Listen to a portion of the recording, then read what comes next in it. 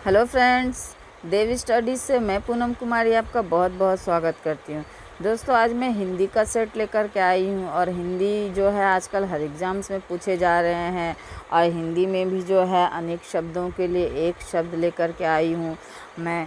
और ये जो है अभी ARO के पेपर आने वाले हैं 20 सितंबर में, तो इसमें जो हिंदी आपका 60 नंबर का पूछा जाता है और इस 60 नंबर में जो है 10 विलोम, 10 वर्तनी से संबंधित, 10 पर्यायवाची, 10 विशेषण, इस तरह से जो है 10-10 नंबर के जो है क्वेश्चंस पूछे जाते हैं। तो मैं कोशिश करूंगी कि 20 सितंबर से पहले जो है सारे जो इम्पोर्टेंट फैक्ट्स है जो पूछे जा सकते हैं एग्ज़ाम में हिंदी से रिलेटेड, उन सबको मैं देने का प्रयास करूंगी। तो आइए जो हम लोग बिना वक्त गवाए जो पहले यानी अनेक शब्दों के लिए एक शब्द की ओर बढ़ते हैं। तो पहला जो है दोस्तों वह है जंगल में फैलने वाली आग को कहते हैं। तो जंगल में फैलने वाली आग को क्या कहते हैं दोस्तों? तो जंगल में फैलने वाली आग को दावाग्नि कहा जाता है।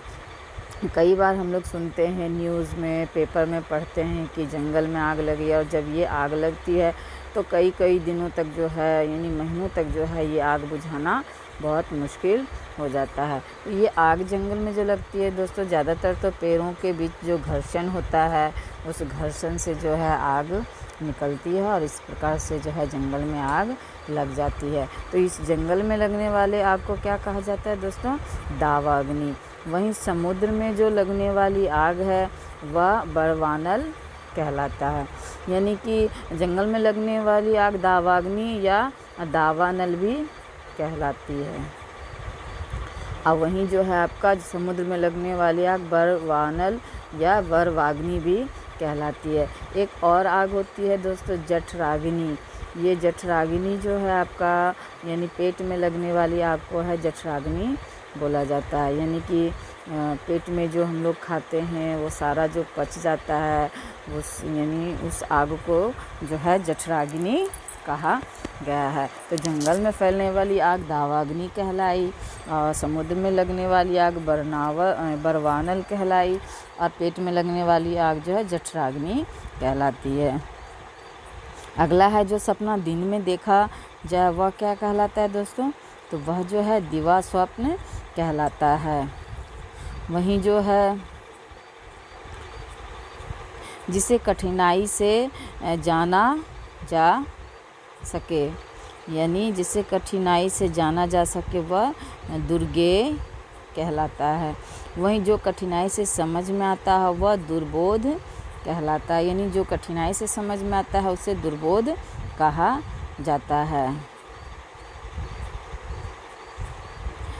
अर्धरात्रि का समय जो है वह निशीथ कहलाता है। रंगमंच पर पर्दे के पीछे का जो स्थान होता है यानी जो नाटक वगैरह जो देखते हैं हम लोग, उसके पीछे का जो यानी स्थान होता है वह नेपथ्य कहलाता है। वहीं आजीवन ब्रह्मचर्य का व्रत करने वाला जो है नैष्ठिक कहलाता है। यानी जो आजीवन ब्रह्मचर्य का पालन करता है वह नैष्ठिक कहलाता है। जैसे कि आपका महाभारत में भीष्म पितामह थे, उन्होंने जो है आजीवन ब्रह्मचर्य का पालन किया था, तो वो नैष्ठिक कहलाएंगे। तो नाटक का पर्दा जो गिरता है यानी नाटक का पर्दा गिरना क्या कहलाता है दोस्तों? पटाक्षेप। रंगमंच का पर्दा जो है वह यवनिका कहलाता है। जो उत्तर ना दे सके उसे निरुत्तर कहा जाता है। केवल दूध पर जीवित रहने वाला पयोहारी कहलाता है। वहीं शरणागत की रक्षा करने वाला जो है दोस्तों प्रणतपाल कहलाता है। यानी शरण में आए हुए की रक्षा करने वाला जो वह प्रणतपाल कहलाता है। एक बार कही हुई बात को दोहराने वाला यानी दोहराते रहना जो है पृष्ठपेषण कहलाता है। वहीं जो पूछने योग्य हो वह पृष्ठव्य कहलाता है। अगला है कि प्रमाण द्वारा सिद्ध करने योग्य क्या कहलाता है दोस्तों? तो प्रमेय कहलाता है। यानी जो प्रमाणित किया जा सके वह जो है प्रमेय कहलाता है। रात का भोजन जो है ब्यालू या रात्रि भोज कहलाता है। हम लोग कहते हैं ना रात्रि भोज में जाएंगे, रात्रि भोज में जाना है, वहाँ रात्रि भोज हो रहा है, तो वह यानी रात का भोजन ही रात्रि भोज कहलाता है। यह ब्यालू भी कहलाता है। जिसकी आँख मगर जैसी है, तो जिसकी आँख मगर जैसी है दोस्तों वह मकराक्ष कहलाता है। जिस स्त्री की आँखें जो है मछली के समान हो तो वह मीनाक्षी कहलाती है। तो मीन मतलब मछली हो गए, अक्ष मीन्स आँख होता है, तो वह यानी जिस स्त्री की आँख मछली के समान होगी वह मीनाक्षी कहलाएगी। जिस पुरुष की आँखें मछली के समान होगी वह मीनाक्ष कहलाएगा।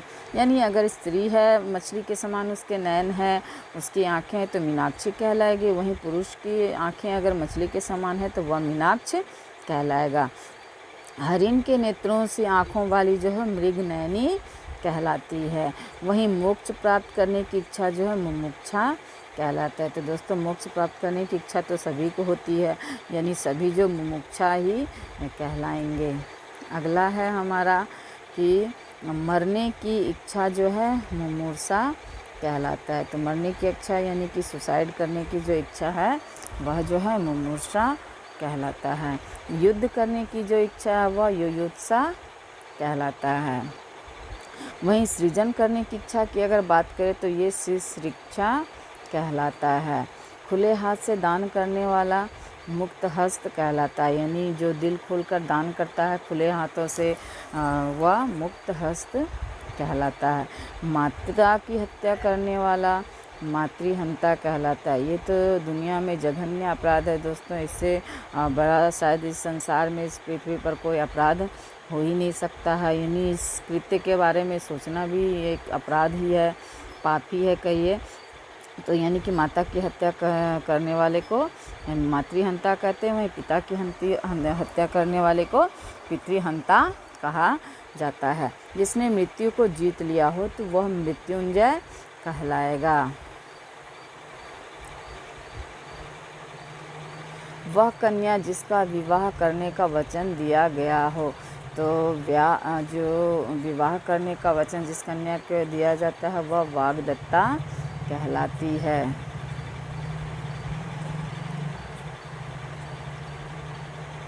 व्याकरण का ज्ञाता क्या कहलाता है दोस्तों? तो व्याकरण का जो ज्ञाता है, ज्ञानी हो, वह व्याकरण कहलाएगा। और शत्रु का नाश करने वाला शत्रुघ्न कहलाता है। वहीं जिसका कोई आदि और अंत ना हो वह शाश्वत कहलाता है। जो सब कुछ जानता है दोस्तों वह सर्वज्ञ कहलाएगा, और जो सब कुछ पाने वाला है वह सर्वलब्ध कहलाता है। यानी जिसको सब कुछ मिल गया हो, सब कुछ पाले, वह सर्वलब्ध कहलाता है। अगला है जो गुप्त रूप से निवास करता हो तो वह छद्मवासी कहलाता है। दोस्तों जो गुप्त रूप से निवास करता है, गुप्त रूप से रहता है, तो वह छद्मवासी कहलाता है। दिन और रात के बीच का समय जो है गोधूली वेला कहलाता है, यानी सुबह और जो रात के बीच का जो वक्त होता है वह शाम होता है, और शाम के बेला को गोधूली वेला कहा जाता है। जिसका अर्थ स्वयं ही सिद्ध है तो वह जो है सिद्धार्थ कहलाता है।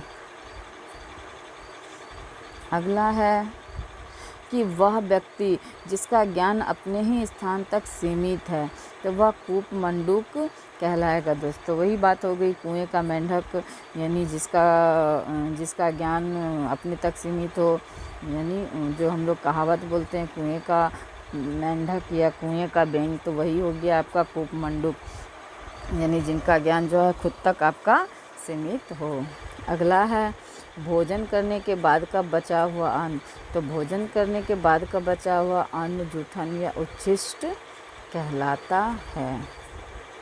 जिसे सूंघा ना जा सके तो वह आग्रह कहलाएगा। दोस्तों जितने भी शब्द बताए जा रहे हैं दोस्तों, अगर आप लोग इसको याद कर लीजिएगा और आगे भी जो दिए जाएंगे शब्द उन सबको याद कर लीजिएगा, तो आपका जो है 10 नंबर जो है आपका एग्ज़ाम्स में पक्का समझिए। तो बिल्कुल ध्यान से सुनिए और दिमाग में सेट करते रहिए।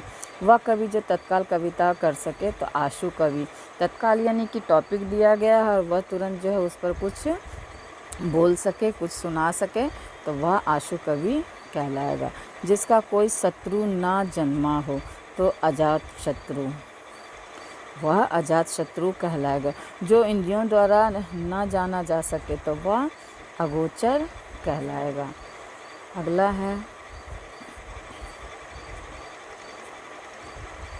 किसी बात को अत्यधिक बढ़ा कर कहना। तो किसी बात को बढ़ाकर कहना क्या कहलाता है दोस्तों? अतिशयोक्ति।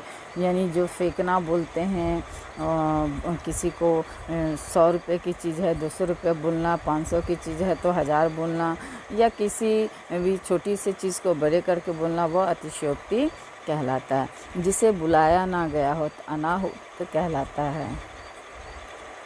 मीन्स बिना बुलाए मेहमान जो होते हैं उसे ही अनाहुत कहा जाएगा। जो सबके मन की बात जानता हो तो वह अंतर्यामी कहलाएगा। जो मापा ना जा सके तो वह अपरिमेय कहलाएगा। यानी जो हमने देखा था कि जो सिद्ध किया जा सके वह परिमेय होगा, और जो मापा नहीं जा सका वह उसके जस्ट ऑपोजिट यानी अपरिमेय होगा। अगला है किसी वस्तु को प्राप्त करने की तीव्र इच्छा हो तो वह अभिप्सा कहलाता है। आवश्यकता से अधिक धन ग्रहण ना करना क्या कहलाता है दोस्तों? अपरिग्रह। तो बौद्ध धर्म में जो है अपरिग्रह को वर्जित किया गया, यानी आवश्यकता से अधिक धन का ग्रहण नहीं करना है। कही हुई बात को बार बार कहना क्या कहलाता है दोस्तों? पुनरुक्ति कहलाता है। जिस पुरुष की पत्नी साथ नहीं हो वह विपत्निक कहलाता है। वन में लगने वाले आग को दावाग्नि कहा जाता है। तो ये शायद रिपीट हो गया दोस्तों ये प्रश्न।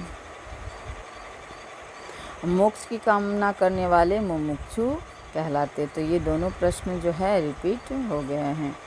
अगला है कि चाल चलने वाला क्या कहलाता है दोस्तों? शकुनी कहलाता है। तो शकुनी से शकुनी मामा याद आ गए होंगे महाभारत के। तो महाभारत में जो है शकुनी मामा चाल चलने वाले रहते हैं, और रामायण में जो है मंथरा जी ये काम करती है। तो चाल चलने वाले क्या कहलाते हैं? शकुनी कहलाते हैं। जिसके पास कुछ ना हो तो वह जो है अकिंचन कहलाएगा। वह स्त्री जिसका पति रात में दूसरी स्त्री के पास रहकर प्रातःकाल आया हो तो वह पुरुष खंडिता कहलाएगा। विरह में जलने वाली स्त्री क्या कहलाती है दोस्तों? विरह विदग्धा कहलाती है। गुरु के समीप रहकर अध्ययन करने वाला क्या कहलाता है दोस्तों? अंतेवासी कहलाता है। तो जो पहले गुरुकुल की जो प्रथा थी वह इसमें यानी वो लोग अंतेवासी के रूप में ही जाने जाते थे। जो सबको समान समझता हो तो समदर्शी कहलाता है। समान रूप से ठंडा और गर्म जो है वो क्या कहलाएगा दोस्तों? समशीतोष्ण कहलाएगा। गिरा हुआ पत्ता क्या कहलाएगा? तो प्रपर्ण कहलाएगा। और पेड़ से लगा हुआ जो पत्ता रहेगा वह क्या कहलाएगा दोस्तों? पर्ण कहलाएगा। तो ये बहुत बार पूछा जाता है। सबको जीतने वाला क्या कहलाएगा दोस्तों? सर्वजीत। और जो सब कुछ जानता हो वह क्या कहलाएगा? सर्वज्ञ कहलाएगा।